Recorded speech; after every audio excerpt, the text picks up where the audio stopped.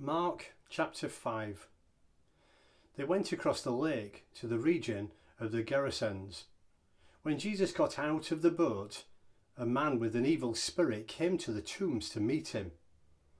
This man lived in the tombs, and no one could bind him any more, not even with a chain, for he had often been chained hand and foot, but tore the chains apart and broke the irons on his feet.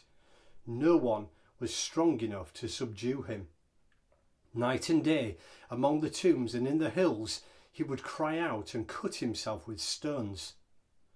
When he saw Jesus from a distance, he ran and fell on his knees in front of him.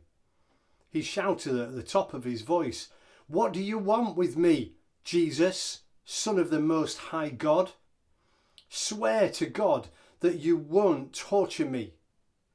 For Jesus had said to him, "Come out of this man, you evil spirit." Then Jesus asked him, "What is your name?" "My name is Legion," he replied, "for we are many." And he begged Jesus again and again not to send them out of the area.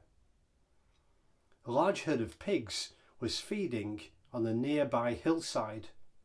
The demons begged Jesus, "Send us among the pigs, allow us to go into them." He gave them permission, and the evil spirits came out and went into the pigs.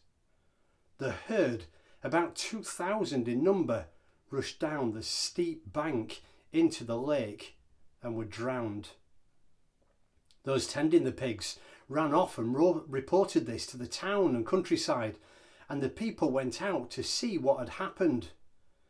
When they came to Jesus, they saw the man who had been possessed by the legion of demons sitting there, dressed and in his right mind, and they were afraid.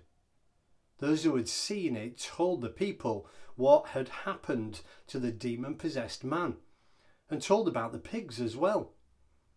Then the people began to plead with Jesus to leave their region. As Jesus was getting into the boat, the man who had been demon-possessed begged to go with him. Jesus did not let him, but said, "Go home to your family and tell them how much the Lord has done for you and how he has had mercy on you." So the man went away and began to tell in Decapolis how much Jesus had done for him, and all the people were amazed. When Jesus had again crossed over by boat to the other side of the lake, a large crowd gathered around him while he was by the lake. Then one of the synagogue rulers, named Jairus, came there. Seeing Jesus, he fell at his feet and pleaded earnestly with him, "My little daughter is dying. Please come and put your hand on her so that she will be healed and live." So Jesus went with him. A large crowd followed and pressed around him, and a woman was there who had been subject to bleeding for 12 years. She had suffered a great deal under the care of many doctors and had spent all she had. Yet instead of getting better, she grew worse. When she heard about Jesus, she came up behind him in the crowd and touched his cloak, because she thought, "If I just touch his clothes, I will be healed." Immediately, her bleeding stopped, and she felt in her body that she was freed from her suffering. At once, Jesus realized that power had gone out from him. He turned around in the crowd and asked, "Who touched my clothes?"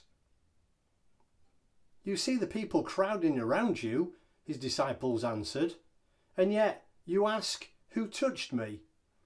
But Jesus kept looking around to see who had done it. Then the woman, knowing what had happened to her, came and fell at his feet and trembling with fear, told him the whole truth. He said to her, "Daughter, your faith has healed you. Go in peace and be freed from your suffering." While Jesus was still speaking, some men came from the house of Jairus, the synagogue ruler. "Your daughter is dead," they said. "Why bother the teacher any more?" Ignoring what they said, Jesus told the synagogue ruler, "Don't be afraid, just believe." He did not let anyone follow him except Peter, James, and John, the brother of James. When they came to the home of the synagogue ruler, Jesus saw a commotion, with people crying and wailing loudly. He went in and said to them, "Why all this commotion and wailing? The child is not dead, but asleep." But they laughed at him. After he put them all out, he took the child's father and mother and the disciples who were with him and went in where the child was. He took her by the hand and said to her, Talitha koum, which means, "Little girl, I say to you, get up." Immediately the girl stood up and walked around. She was 12 years old. At this they were completely astonished.